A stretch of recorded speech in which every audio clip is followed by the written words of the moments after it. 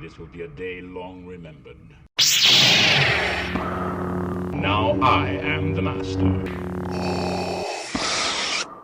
Welcome to another episode of Legends and Theories, and welcome to my review of Andor Episode 7 Announcement.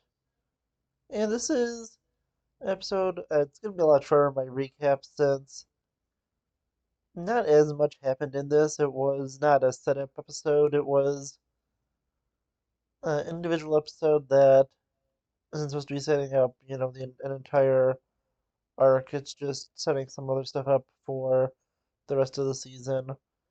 So let's just go straight into it. Cyril continues to be frustrated with his mother, who has now talked to his uncle and has got him a job interview at another location.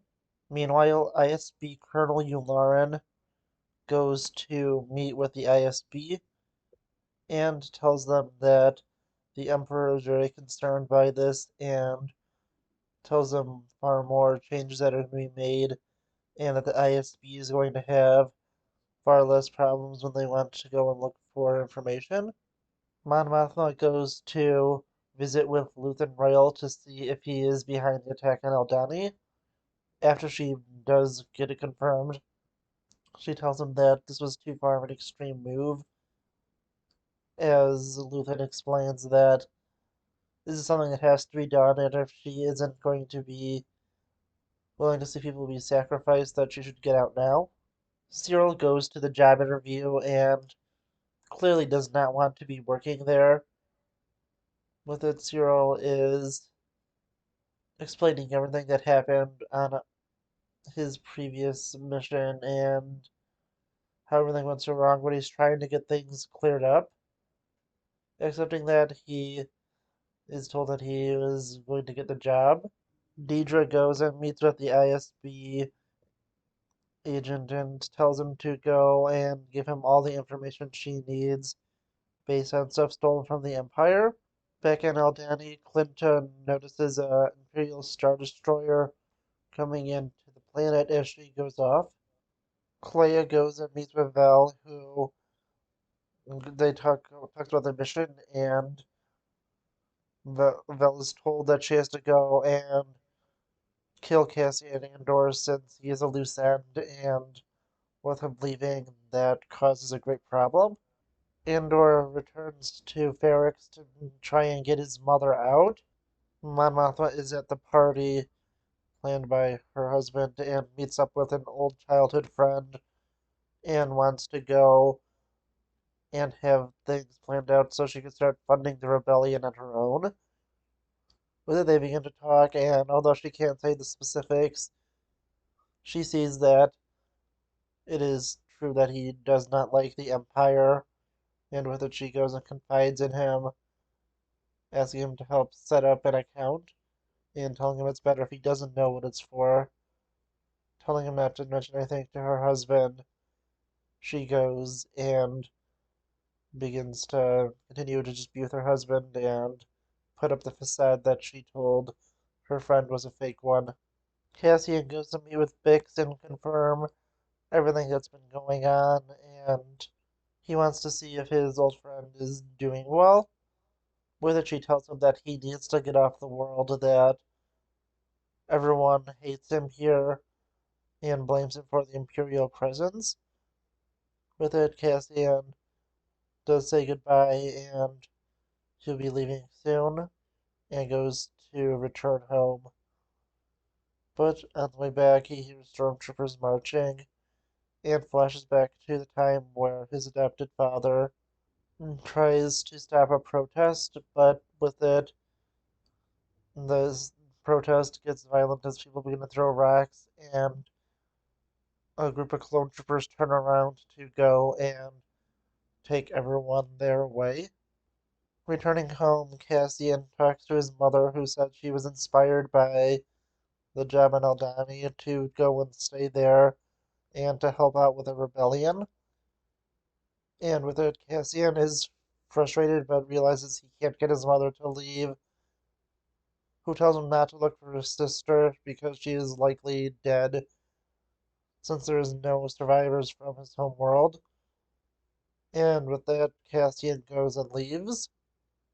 Back at the ISB, things are continuing to get intense as Blevin tries to get action done against Deidre, but she points out that she has been able to find connections, being able to use the ISB resources, and at least temporarily is given jurisdiction over Ferric so she could go and look into her suspicions more. And on her way out, she is warned that she needs to watch her back. After some amount of time has passed, Cassian has gone to another world to go and hide out. With it, he is going out to just get some groceries from the store. And on the way, there's a chase happening between shore troopers and some unknown criminals, likely rebels. He tries to avoid them and just get to the store, but since he is looking around just to see what's going on and try and get an idea and hopefully that no one's after him, he is pulled aside by a shore trooper who thinks that he is acting suspiciously, and with it, Cassian is being arrested because they believe he is part of this operation, even though he isn't, and tries to plead his innocence. A security droid is sent over to watch him, who grabs him and strangles him, trying to plead his innocence. This does not work and actually gets him sentenced, moved up from 6 months to 6 years. And with it, Cassian is now sent to prison. Returning to Cyril, it is shown he has accepted the job, and he clearly doesn't like it and does not want to be there, but continues to do it for now. And that was a really good episode of Andor.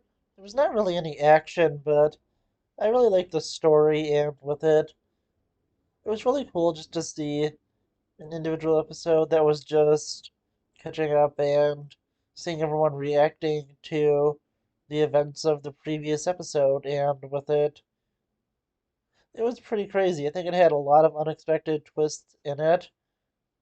And one of the coolest things is that Yularen was in this.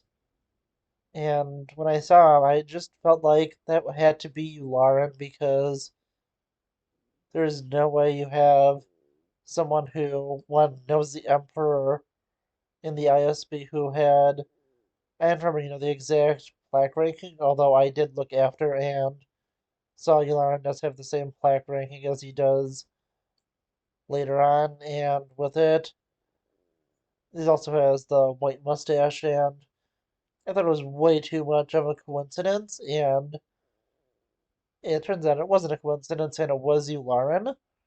That was just a really cool moment, and cool to see a character who is someone that was pretty important during the Clone Wars and was on the Death Star and in Episode 4, and that was really cool to just see him there.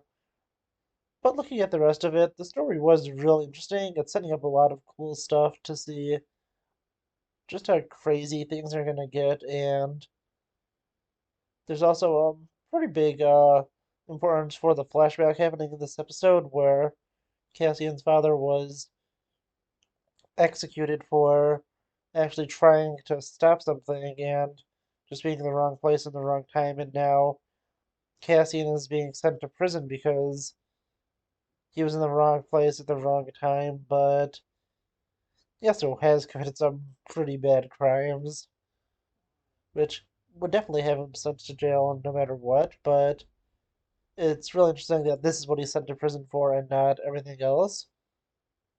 This also puts the fact that the Empire is pretty bad at, doing background checks on people they arrest, since both him and Jin were sent to prison under fake names, and with it, they, at least for now, never suspected he is actually the guy who went to do all these crimes on Ferrix and murdered those two officers. And with that, it was just really cool to just see how bad the Empire is.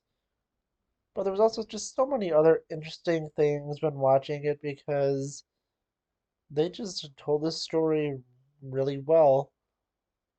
But I thought it was just so surprising to have the first appearance of stormtroopers just be there in the background since we haven't seen them at all, and you just notice them just standing there at attention in the middle of a hallway. They didn't have some big reveal like it felt like they were going to do, and I think it was really cool.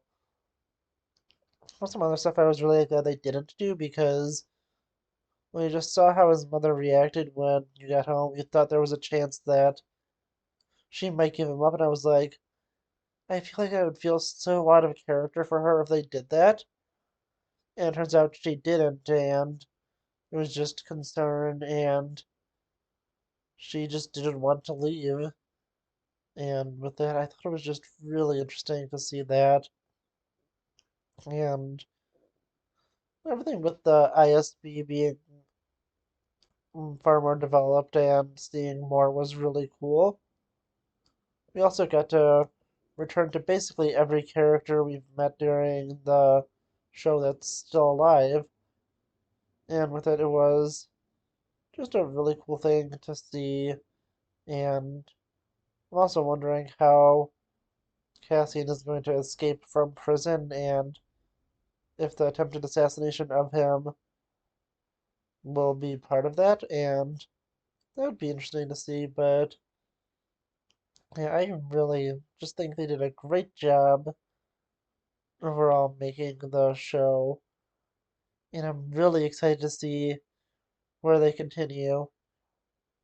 And I'm probably going to be doing a little more of content at the later end of this week since I'm finally getting past the part where I had a lot of work to do, so there'll be a lot more videos towards the end of the week versus the start of it, and still I've been having just a lot of fun making these videos, and sometimes I just don't have the time to make them, so I'm probably not going to do a Clone Wars video this week either, just so I can have a little bit of time to get back into it, and it'll technically be delayed for another 6 weeks since I'm gonna do Tales of the Jedi episodes.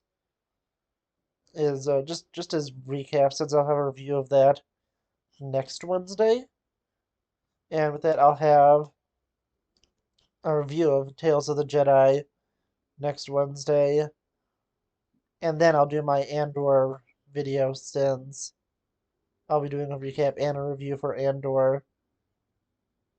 But I'll talk more about that next week, and I'm just really excited to see where this continues. Although I'm a little more excited to see Tales of the Jedi and the expansion of both Dooku and of Ahsoka as characters. So that video will be up first. But still, I've really been enjoying Andor, and this is one of my favorite shows I've seen this year. I think it was really well done, and it's definitely one of the best Star Wars shows. Although personally, I still love Clone Wars more than this. But still, please just let me know what you think in the comments, and I'll see you all in the next episode of Legends and Theories. Thank you for watching this episode of Legends and Theories. Please subscribe, like the video, share the video, leave a comment, check out the video on screen, and may the Force be with you.